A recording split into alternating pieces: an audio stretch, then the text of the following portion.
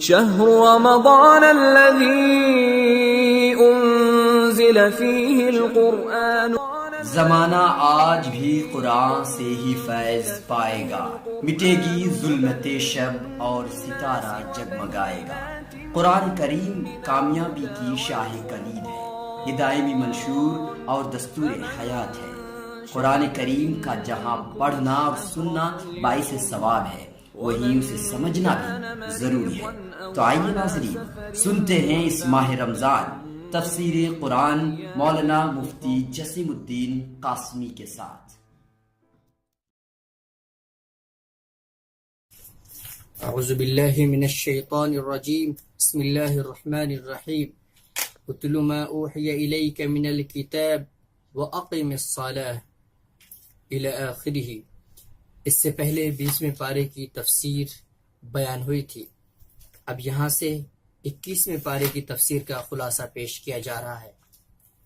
21ویں پارے کی پہلی آیت کے اندر اللہ تبارک و تعالی نے یہ کہا کہ اتل ما اوحی الیک من الکتاب واقم الصلاة، اے پیغمبر جو کتاب تمہارے پاس وحی کے ذریعے بھیجی گئی ہے اس کی تلاوت کرو اور نماز قائم کرو۔ اور پھر فرمایا کہ بے شک نماز بے حیائی اور برے کاموں سے روکتی ہے، اور اللہ کا ذکر سب سے بڑی چیز ہے، اور جو کچھ تم کرتے ہو اللہ ان سب چیزوں کو جانتا ہے۔ اس آیت کے اندر اللہ نے یہ فرمایا کہ جو شخص نماز کو نماز کی طرح تمام شرائط اور مکمل طور پر خشوع و خضوع اور اخلاص کے ساتھ ادا کرتا ہے تو اللہ تبارک و تعالی اسے برائی سے اور فحش کاموں سے روک دیتے ہیں۔ اس کے بعد آیت 56 کے اندر یہ ارشاد ہے کہ اے میرے بندو جو ایمان لا چکے ہو، یقین جانو میری زمین بہت وسیع ہے، لہذا خالص میری عبادت کرو۔ جب کفار مکہ نے رسول اللہ صلی اللہ علیہ وسلم اور ان کے صحابہ کو ستانا شروع کیا، اور جب ان کا ظلم حد سے زیادہ بڑھنے لگا تو اس وقت رسول اللہ صلی اللہ علیہ وسلم نے اللہ کے حکم سے صحابہ کو یہ حکم دیا کہ وہ اب ہجرت کر کے دوسری جگہ چلے جائیں اور وہاں اللہ کی عبادت کریں اور دین پر قائم رہیں۔ اسی کو اس آیت کے اندر فرمایا اللہ نے کہ اللہ کی زمین بہت وسیع ہے، اگر یہاں دقتیں آ رہی ہیں تو دوسری جگہ جاؤ اور ایمان پر قائم رہو۔ ہجرت کرنے میں ایک خوف یہ ہو سکتا تھا کہ رزق کہاں سے لائیں گے، یہاں پر تو سب کچھ سیٹ تھا، دوسری جگہ جائیں گے تو وہاں پر رزق کا معاملہ ہو سکتا ہے۔ اللہ تبارک تعالیٰ نے آیت 60 کے اندر اس کا جواب دیا اور یہ فرمایا کتنے ہی جانور ہیں جو اپنا رزق اٹھائے نہیں پھرتے، اللہ انہیں بھی تو رزق دیتا ہے اور تمہیں بھی، انہیں جب رزق دیتا ہے تو تمہیں بھی رزق دے گا۔ اللہ پر اعتماد کر کے اللہ کے حکم کی تعمیل کرو، اور جہاں پر دین پر قائم رہنا آسان ہو وہاں جاؤ اور دین پر قائم رہو۔ اس کے بعد اللہ تبارک و تعالیٰ نے آیت 69 کے اندر یہ فرمایا اور جن لوگوں نے ہماری خاطر کوشش کی ہم انہیں ضرور اپنے راستوں پر پہنچائیں گے، یقیناً اللہ نیکی کرنے والوں کے ساتھ ہے۔ اس آیت کے اندر اللہ تبارک و تعالیٰ نے ان لوگوں کے لیے بڑی خوشخبری دی ہے جو خود تو دین پر چلتے ہی ہیں، دوسروں کو بھی اللہ کے راستے، اللہ کے دین پر چلانے کی کوشش کرتے ہیں۔ اللہ تبارک و تعالیٰ نے ان کے لیے بہترین اجر عظیم کا گویا وعدہ کیا ہے۔ اس کے بعد سورہ روم شروع ہوتی ہے، یہ سورہ مکی ہے اور اس میں 60 آیتیں ہیں۔ اس سورت کا ایک خاص پس منظر ہے جو قرآن کریم کی سچائی اور قرآن کریم کی سچائی کا ناقابل انکار ثبوت فراہم کرتا ہے۔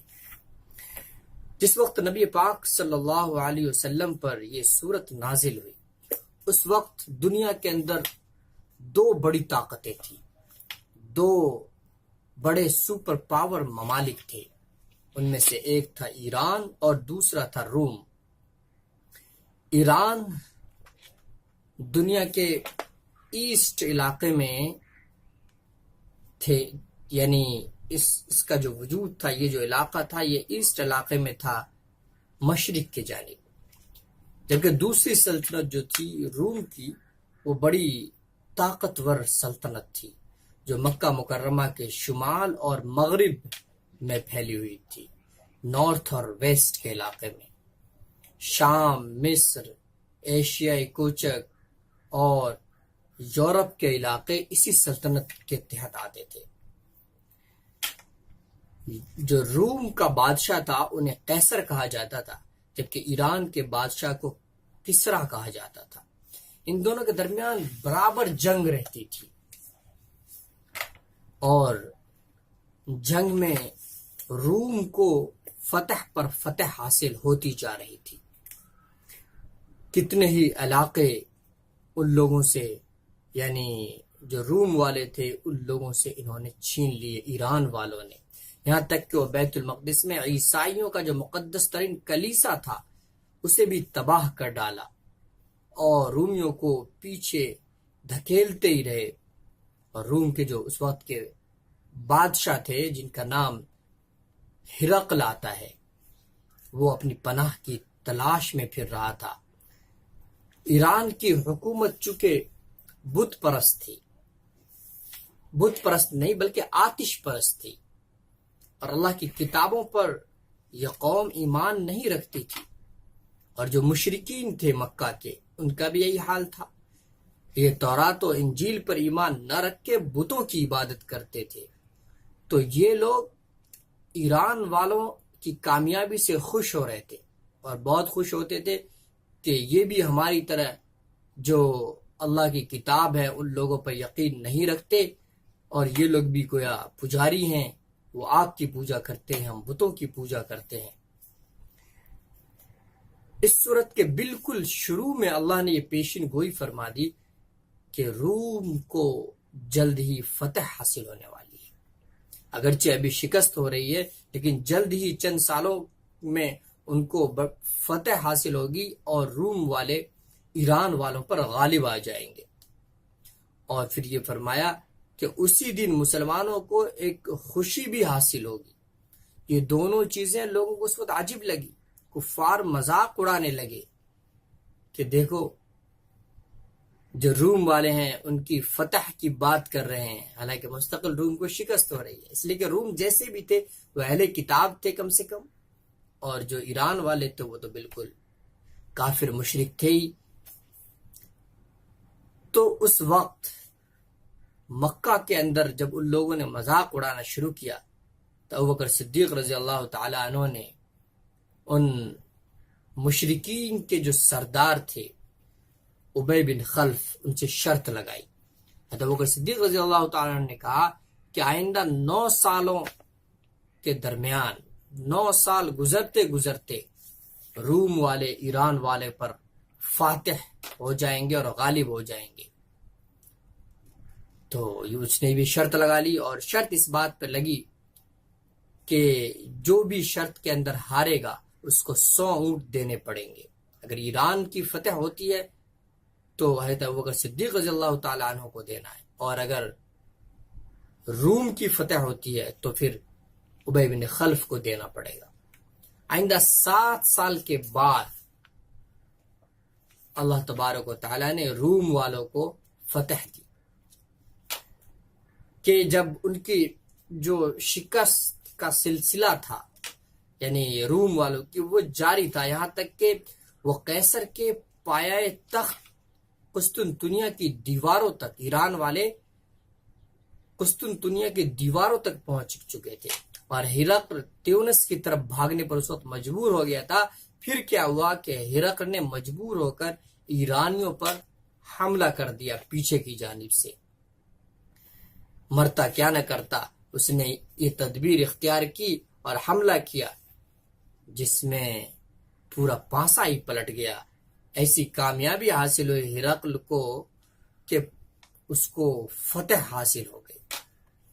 اس پیشن گوئی کو 7 سال ہی گزرے تھے، جبکہ 9 سال تک کی شرط تھی۔ تو اس وقت جو ابی بن خلف تھا اس کا انتقال ہو چکا تھا۔ مسلمانوں کو بڑی خوشی ہوئی اس سے، اور دوسری بات یہ ہوئی کہ یہ وہ وقت تھا جب جنگ بدر کے اندر رسول اللہ صلی اللہ علیہ وسلم کو فتح حاصل ہوئی تھی۔ تو ایک تو جنگ بدر سے فتح حاصل ہوئی، اور دوسری طرف جو روم والے تھے، غلبت الروم جس کو قرآن نے کہا ہے کہ روم والے غالب آ گئے، تو یہ دونوں چیزیں ایک ساتھ ہوئی، جس کو قرآن کریم نے کہا تھا قرآن کریم کی سچائی کی ایک بڑی دلیل ہے۔ بہرکیف اس وقت ابی بن خلف جو تھا وہ مر چکا تھا، اس کے جو بیٹے تھے اس نے شرط کو پوری کرنے کے لیے اس نے 100 اونٹ ہے تو بکر صدیق رضی اللہ تعالی عنہ کو اس نے دیا۔ لیکن جس وقت شرط لگی تھی اس وقت 2 طرفہ شرط جو ہے وہ جائز تھی، اور جس وقت 7 سال گزرنے کے بعد رومیوں کو فتح ہوئی ہے اس وقت یہ 2 طرفہ شرط جسے جوا کہا جاتا ہے یہ شرط ناجائز ہو چکی تھی۔ اسی لیے اللہ کے رسول صلی اللہ علیہ وسلم نے یہ نہیں کہا کہ مت لو اس سے، یہ نہیں کہا کہ انہیں واپس کر دو، بلکہ یہ کہا کہ یہ جو اونٹ ہے اسے اپنے استعمال میں نہ لاؤ بلکہ غریبوں میں تقسیم کر دو، اس لیے کہ اگر انہیں دیا جاتا تو وہ پھر مسلمانوں کے خلاف اس کا استعمال کرتے اس دولت کو۔ اسی لیے شروع میں بینک کے اندر جب مسلمانوں کے انٹرسٹ کی رقم جمع ہو گئی تو انہیں یہ علماء نے کہا کہ اپنی رقم نکال لو، سود کی رقم چھوڑ دو۔ تو عیسائی مشنریز جو باہر سے آتی تھی انہیں اس وقت کی انگریز حکومتوں نے دے دیا، اور جن پیسوں کا عیسائی مشنریز نے مسلمانوں کے خلاف استعمال کیا، اسی لیے اس وقت پھر اس کے بعد یہ فتویٰ دیا گیا کہ مسلمان بینکوں کے اندر اپنی رقم نہ چھوڑے بلکہ وہاں سے نکال لے، اور نکالنے کے بعد پھر غریبوں پر بغیر ثواب کی نیت سے خرچ کر دے۔ تو گویا یہ جو علماء کا فتویٰ ہے یہ ہے ابو بکر صدیق رضی اللہ تعالی عنہ کے اس واقعے کی گویا نظیر ہے۔ گویا اسی لیے سورہ روم کی آیت 2 سے لے کر 6 تک روم کی فتح، مسلمانوں کو اللہ کی طرف سے عطا کردہ فتح پر خوشی ہونے کا ذکر ہے۔ آیت 21 میں اللہ نے فرمایا کہ عورت کو محبت و سکون کا ذریعہ بنایا گیا ہے، چنانچہ ارشاد ہے اور اللہ کی ایک نشانی یہ ہے کہ اس نے تمہارے لیے بیویاں پیدا کی تاکہ تم ان کے پاس جا کر سکون حاصل کرو، اور تمہارے درمیان محبت اور رحمت کے جذبات رکھ دیے۔ یقیناً اس میں ان لوگوں کے لیے بڑی نشانیاں ہیں جو غور و فکر سے کام لیتے ہیں۔ اس کے بعد آیت 22 کے اندر زمین و آسمان کے وجود اور انسان کی زبان و رنگ کے اختلاف کو قدرت کی نشانی قرار دیا گیا ہے، لہذا اگر کوئی کالا ہے، کوئی گورا ہے، یا کوئی کسی اور رنگ کا ہے، یا کسی کی زبان کچھ ہے، کسی کی انگریزی، کسی کی اردو، کسی کی بنگالی، کسی کی عربی، کسی کی ہندی، تو یہ اللہ کی قدرت کی نشانی ہے۔ اختلاف السنہ اللہ کی قدرت کی نشانی ہے، یہ کوئی عیب نہیں۔ اس کے بعد اللہ تبارک و تعالیٰ نے فرمایا کہ اللہ کی تخلیق میں تبدیلی کا کسی کو حق نہیں۔ آیت 30 کے اندر اللہ نے فرمایا، اس لیے انسان کو جس فزیولوجی کے ساتھ، جس خلقت کے ساتھ اللہ نے پیدا کیا ہے، جس ڈھانچے کے ساتھ، اس کے اندر ایسی تبدیلی کر دینا کہ جس کی وجہ سے جسم کی جو فطری صلاحیت ہے وہ ختم ہو جائے، اس کے اندر تبدیلی ہو جائے، یہ گناہ ہے۔ اس لیے نسبندی کے ذریعے بالکل جو تولد کا سلسلہ ہے اس کو ختم کر دینا، یا بلا ضرورت پلاسٹک سرجری وغیرہ کرانا، علماء نے لکھا ہے جائز نہیں، اس لیے کہ اللہ کی تخلیق میں گویا یہ تبدیلی کرنا ہے۔ اس کے بعد آیت 38 کے اندر یہ حکم دیا کہ رشتہ دار، مسکین اور مسافر کو اس کا حق دو۔ اس کا مطلب یہ ہوا کہ زکوٰۃ و صدقات جو ہم غریبوں کو دیتے ہیں ان کا حق ادا کرتے ہیں، ہم کوئی ان پر احسان نہیں کرتے۔ اسی لیے پیچھے اللہ تبارک و تعالیٰ نے فرمایا 3 پارے کے اندر کہ جو لوگ احسان جتلاتے ہیں وہ اپنی صدقات کو، اپنے اور زکوٰۃ کو ضائع کرتے ہیں، برباد کرتے ہیں۔ آیت 41 کے اندر اللہ نے یہ فرمایا کہ زمین اور دریاؤں کے اندر، یعنی بر و بحر کے اندر جو فسادات برپا ہوتے ہیں، جو نقصان ہوتا ہے انسانوں کا، وہ انسانوں کے خود اپنے برے اعمال کی پاداش میں ہوتے ہیں۔ اس کے بعد سورہ لقمان شروع ہوتی ہے، یہ سورہ مکی ہے اور اس میں 34 آیتیں ہیں۔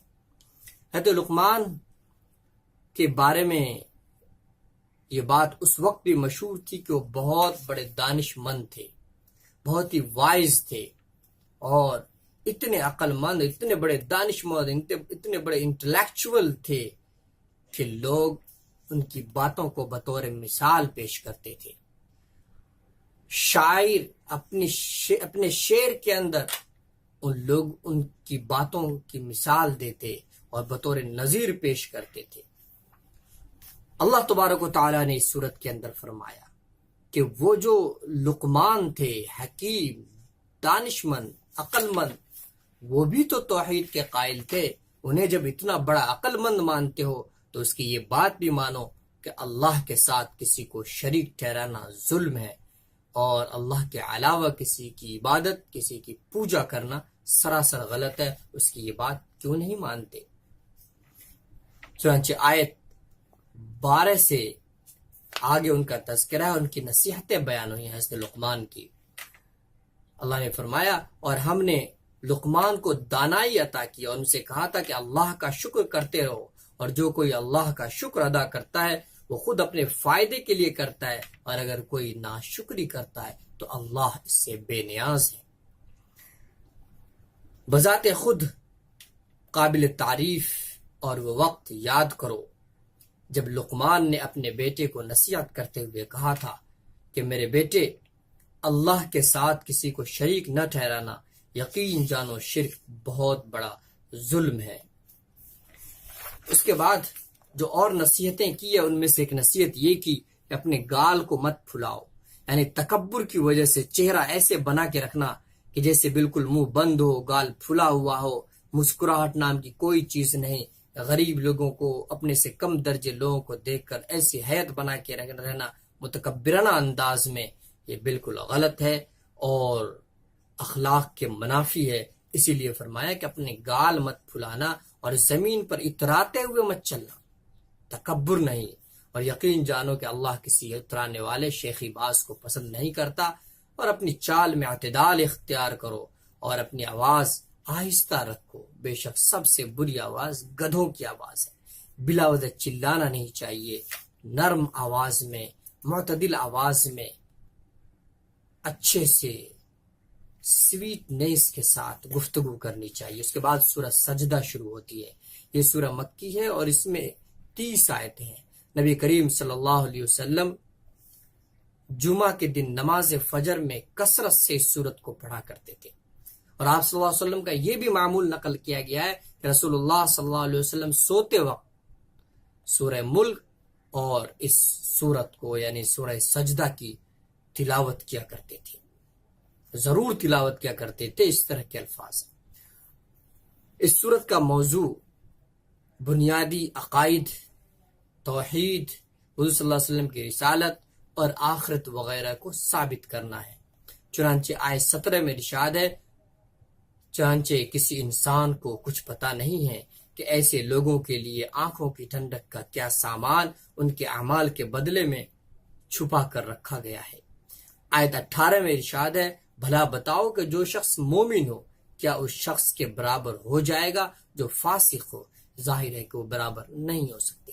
اس کے بعد سورہ احزاب شروع ہوتی ہے۔ یہ سورہ مدنی ہے اور اس میں 73 آیتیں ہیں۔ اس سورت کے اندر چار بڑے واقعات مذکور ہوئے ہیں۔ سب سے پہلا واقعہ ہے جنگ احزاب کا واقعہ، پھر جنگ قریظہ، اسی طریقے سے منہ بولے بیٹے کے تعلق سے جو حکم آیا ہے، اور اس سلسلے میں جو واقعہ پیش آیا وہ، اور امہات المومنین نے جو نفقے میں اضافے کا مطالبہ کیا اس کا ذکر ہے۔ جو کفار تھے، کفار مکہ، جنگ بدر میں ان کو شکست ہوئی، جنگ احد کے اندر ان کو کچھ کامیابی ملی، لیکن اس کے باوجود مسلمانوں نے ہمت نہیں ہاری۔ اس لیے اس کے فوراً بعد جب رسول اللہ صلی اللہ علیہ وسلم کو پتا چلا کہ مکہ والے پھر جنگ کے لیے آ رہے ہیں، تو پھر رسول اللہ صلی اللہ علیہ وسلم نکلے ہیں، اور جو زخموں سے چورتے صحابہ، انہیں جب کہا ہے ساتھ چلنے کے لیے تو وہ بھی ایک دم سے چلے ہیں۔ اس حوصلہ اور اس بہادری و شجاعت کو دیکھ کر کفار ڈر گئے ہیں اور واپس ہو گئے ہیں، تو گویا اس میں بھی احد میں بھی ان لوگوں کو وہ کامیابی نہیں ملی جو وہ چاہتے تھے کہ مسلمانوں کا خاتمہ کر دیں گے. چنانچہ ان لوگوں نے اب یہ چاہا کہ اب حملہ کر کے پھر سے ان لوگوں کا خاتمہ کر دے، مدینہ سے مسلمانوں کو مٹا دے. اور اس کے لیے انہوں نے جتنے بھی آس پڑوس کے چھوٹے چھوٹے ممالک تھے، چھوٹے چھوٹے قبیلے تھے، ان لوگوں کو متحد کرنا شروع کیا. اور ان لوگوں کو متحد کیا، ان تمام قبیلوں کو ساتھ لیا. اور مکہ والے بڑی تعداد میں جنگی سامان، گھوڑے اور دیگر سامان کے ساتھ حملہ آور ہونے کے لیے وہاں سے کوچ کیے ہیں. رسول اللہ صلی اللہ علیہ وسلم کو جب اس کی اطلاع ہوئی کہ کفار بڑی تیاری کے ساتھ حملہ آور ہونے والے ہیں مدینے پہ، تو مشورہ کیا ہے کہ کیا تدبیر اختیار کی جائے. حضرت سلمان فارسی رضی اللہ تعالیٰ عنہ نے فرمایا کہ ہمارے علاقے میں ایسا ہوا کرتا تھا کہ جب باہر سے کوئی دشمن کی فوج حملہ آور ہوتی تھی تو اس سے پہلے وہ لوگ اپنے شہر سے کے سامنے خندق کھود دیتے تھے راستوں میں، تاکہ وہ لوگ اس کو عبور کر کے نہ آ سکیں. اس لیے ہمیں بھی ایسا ہی کرنا چاہیے. رسول اللہ صلی اللہ علیہ وسلم کو ان کی یہ تدبیر پسند آئی اور یہ فیصلہ کر لیا گیا کہ خندق کی کھدائی ہوگی. چنانچہ خندق کی کھدائی شروع ہوئی اور بہت بڑا خندق کھودا گیا. اور پھر جو کفار آئے تو جب دیکھا کہ خندق ہے پار نہیں کر سکتے، اس لیے کہ ان کے پاس جانور تھے، گھوڑے تھے، اگر ایک بار وہ لوگ کس طریقے اس میں ڈال بھی دیتے تو ان جانوروں کو اور ان لوگوں کے لیے اوپر ہونا بہت مشکل ہو جاتا. اس لیے وہ لوگ وہیں پہ ٹھہر گئے اور وہیں سے کچھ مقابلے کرنے لگے، کچھ تھوڑی بہت نوک جھونک بھی ہوئی. اللہ تبارک و تعالیٰ نے اس موقع پر خاص مدد کی، اور مدد اس طریقے سے کی کہ تیز آندھی اللہ نے بھیجا، جس کی وجہ سے دشمن کے خیمے اکھڑ گئے، ان کی دیگیں الٹ گئیں، جو کھانا بنانے کے لیے دیگ لائے تھے وہ چولہے تباہ ہو گئے، اور سواری وغیرہ بدک کر بھاگنے لگے. دشمن پریشان ہو گئے. چنانچہ وہ لوگ پریشان ہو کر واپس جانے پر اور بھاگنے پر مجبور ہوئے. اللہ نے یہ مدد کی ہے. اس کا ذکر ہے.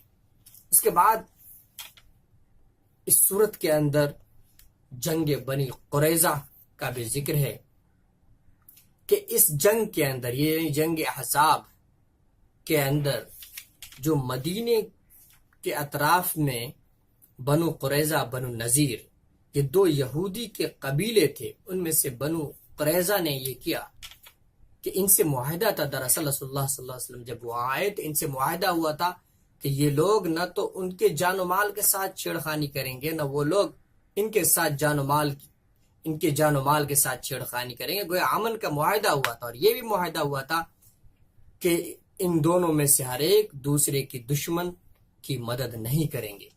لیکن اس کے باوجود ان لوگوں نے سازش کی اور جو کفار آئے تھے باہر سے ان سے مل کر یہ کوشش کی کہ ان کے ساتھ مل کر مسلمانوں پر حملہ آور ہوں اور ان کی مدد کریں یہاں رہ کر.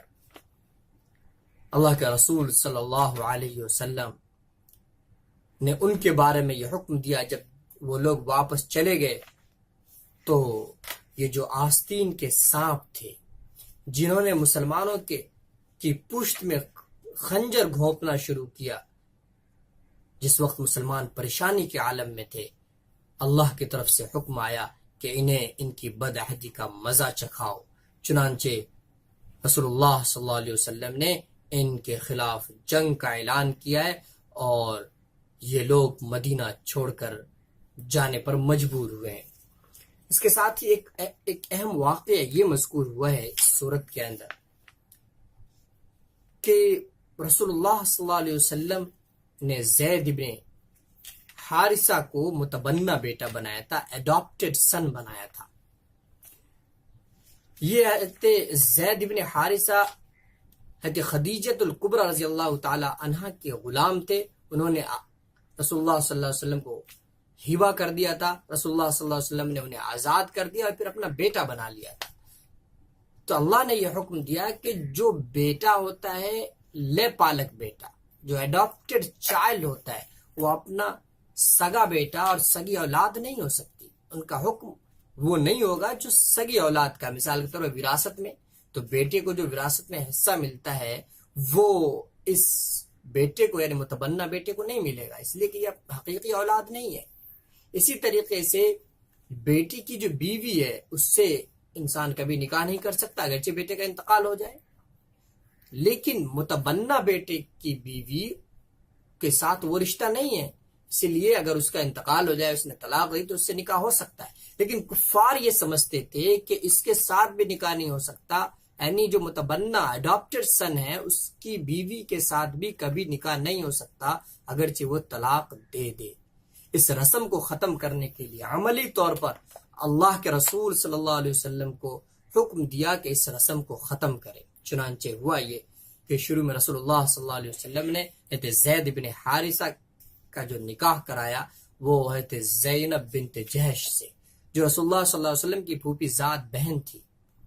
خاندانی شرافت اور اعلیٰ طبقے سے تعلق رکھنے کی وجہ سے ان کو یہ شادی پسند نہیں تھی، لیکن اللہ کے رسول صلی اللہ علیہ وسلم کا حکم تھا، اسی لیے انہوں نے ان سے شادی کر لی۔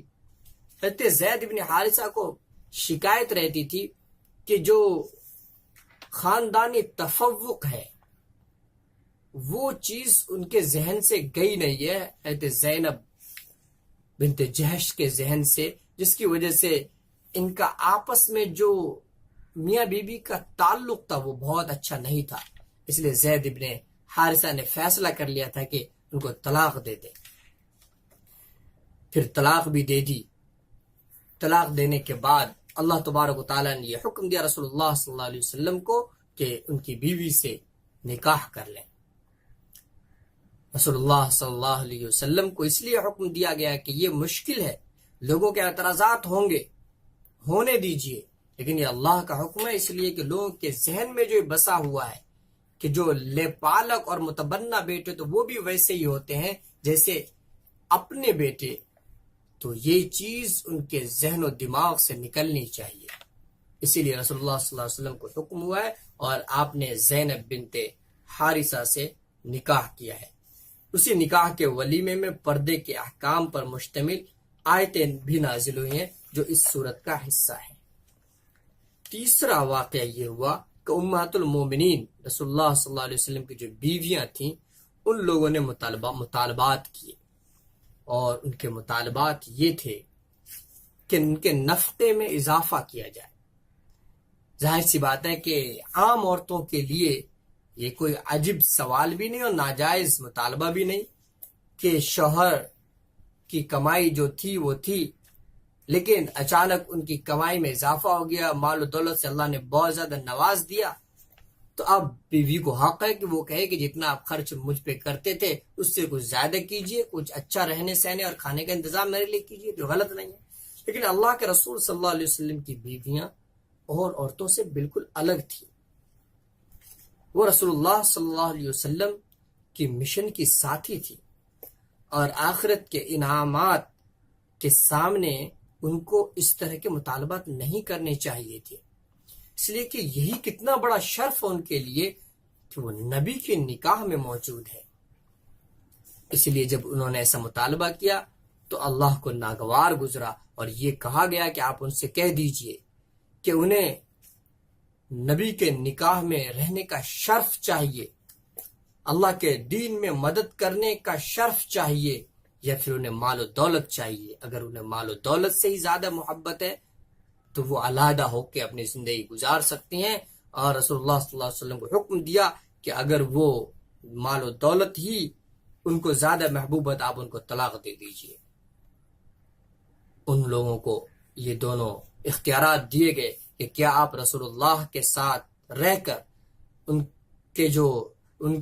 کا جو دینی مشن ہے اور جو اللہ تبارک و تعالیٰ نے جو حکم اور پیغام دیا ہے، جس کام کے لیے بھیجا، اس میں ان کے ساتھی بن کر آپ لوگ رہنا چاہتی ہو، پیغمبر اعظم کے نکاح میں رہنے کا شرف حاصل کرنا چاہتی ہو، یا مال و دولت چاہیے؟ اگر مال و دولت چاہیے تو پھر ان سے طلاق لے لو، اپنی دنیاوی عیش کی زندگی جیسے چاہو گزارو، لیکن رسول اللہ صلی اللہ علیہ وسلم کے ساتھ رہنا ہے تو اسی طریقے سے رہنا ہوگا جس طریقے سے رسول اللہ حکم دیں، اور جو بھی آپ کے ضروریات کے لیے دیں اسے قبول کرنا ہوگا۔ بہرکیف ان بیویوں کو، ان امہات المومنین کو اپنی غلطی کا اعتراف ہوا، رسول اللہ صلی اللہ علیہ وسلم کے ساتھ رہنے کو ہی ترجیح دی۔ اس کے بعد آیت 4 میں ارشاد ہے اللہ نے کسی بھی شخص کے سینے میں 2 دل نہیں دیے۔ ہوا یہ کہ کفار جو تھے رسول اللہ صلی اللہ علیہ وسلم سے کہتے تھے کہ ٹھیک ہے آپ اللہ کی عبادت کرتے ہو، کرو، ان کی بھی عبادت کرو، اور آپ ہمارے ساتھ ہمارے معبود کو بھی مانو، ان کو بھی مانو، ان کو بھی مانو۔ اللہ نے کہا کہ نہیں، یہ دل جو ہے صرف ایک طرف ہونا چاہیے، یا تو وہ اللہ کی طرف ہوگا تو صرف اللہ کی طرف سے ہوگا، اللہ کی طرف ہوگا، اور اگر دوسرے کی طرف ہوگا تو گویا اس کا دل اللہ کی طرف نہیں ہے، بس غیر اللہ کی طرف ہے، اللہ کی نافرمانی کی طرف ہے۔ یہ نہیں ہو سکتا کہ ایک آدمی اللہ کی بھی عبادت کرے اور غیر کی بھی عبادت کرے۔ اس طریقے سے آیت 9 میں اللہ نے ارشاد فرمایا اے ایمان والو، یاد کرو اللہ نے اس وقت تم پر کیسا انعام کیا جب تم پر بہت سے لشکر چڑھ آئے تھے، پھر ہم نے ان پر ایک آندھی بھی بھیجی۔ یہ آیت اور بھی آگے ٹکڑا ہے آیت کا، جس میں دراصل غزوہ خندق کے بارے میں یہ آیت نازل ہوئی ہے، جس کو میں نے ابھی بتایا۔ اس کے بعد آیت 26 میں ارشاد ہے اور جن اہل کتاب نے دشمنوں کی مدد کی تھی انہیں اللہ ان کے قلعوں سے نیچے اتار لایا اور ان کے دلوں میں رعب ڈال دیا۔ یہ وہی غزوہ، وہ جو یہودی تھے یعنی بنو قریظہ والے، ان کی طرف اشارہ ہے کہ ان کو بعد میں سزا دی گئی۔ اسی طریقے سے آگے اللہ تبارک و تعالیٰ نے یہ فرمایا کہ اے نبی اپنی بیویوں سے کہو کہ اگر تم دنیاوی زندگی اور اس کی زینت چاہتی ہو تو آؤ میں تمہیں کچھ تحفے دے کر خوبصورتی کے ساتھ تمہیں رخصت کر دوں، اور اگر تم اللہ اور اس کے رسول اور آخرت کے طلبگار ہو تو یقین جانو اللہ نے تم سے نیک خواتین کے لیے شاندار انعام تیار کر رکھا ہے۔ اللہ تم جیسے نیک خواتین کے لیے انعام تیار کر رکھا ہے، تو تمہیں کیا چاہیے؟ دنیاوی انعام چاہیے یا اخروی انعام چاہیے؟ چنانچہ ان آیات کے احکام کے مطابق حضور صلی اللہ علیہ وسلم کے ازواج مطہرات کو یہ پیشکش فرمائی، اور ازواج مطہرات نے اس کے جواب میں حضور صلی اللہ علیہ وسلم کے ساتھ رہنے کو پسند کیا، خواہ اس کے لیے کیسی ہی تنگی کیوں نہ برداشت کرنی پڑے۔ اللہ تبارک و تعالی ہمیں قرآن کریم کو سمجھنے اور اس پر عمل کرنے کی توفیق عطا فرمائے۔ حب سنت یا الہی حب قرآن دے مجھے، نعمت دارائن عالی نور ایمان دے مجھے، کام میرا زندگی بھر خدمت قرآن ہو، فہم قرآن دے الہی نور عرفان دے مجھے۔ ناظرین، تفسیر قرآن کا یہ پروگرام آپ سن رہے تھے ملت ٹائمز کے یوٹیوب چینل پر۔ روزانہ تراویح میں پڑھے جانے والے قرآن کی مختصر تفسیر آپ سے بیان کر رہے ہیں مرکز المعارف ایجوکیشن ریسرچ سینٹر کے استاذ مولانا مفتی جسیم الدین قاسمی۔ آپ سے درخواست ہے کہ ہمارا یوٹیوب چینل سبسکرائب کریں اور دوسروں تک اس ویڈیو کا لنک شیئر کریں۔